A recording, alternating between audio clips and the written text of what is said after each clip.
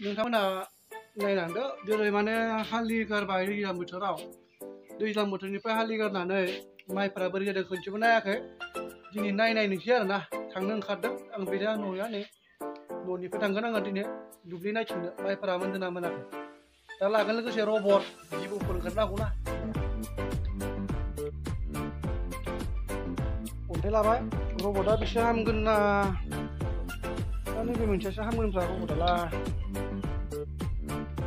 लानोसै दे अन्थाइखौ एसे लाबावनो अन्थाइ लाबावबाय रबटआ बेखौ लानोसै आच्छा दायो थांसै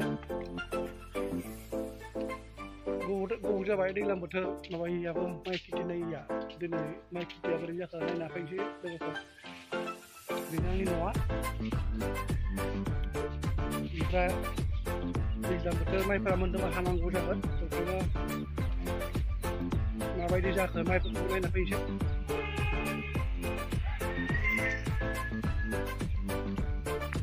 लामा मोनबाय बिराद गोजोनखालै जोंहा दुब्लियानो सामाव सहैया मा खालामगोन ओरै नायनो हागोन नोंथांमोना दैसा दैसा थांनांगौ जोबोद गोजान आरो थांबावनांगौ बेसेबा गोजानाव थांनांगौ माने उनथिंजाय बे बेक साइडआवनो गोजान लामाया जोबोद गोजान बेखौ थांनांगौ दैसा दैसा थांगासिनो नोंथांमोना नायबाय थादो आरो दंबावो ससे दं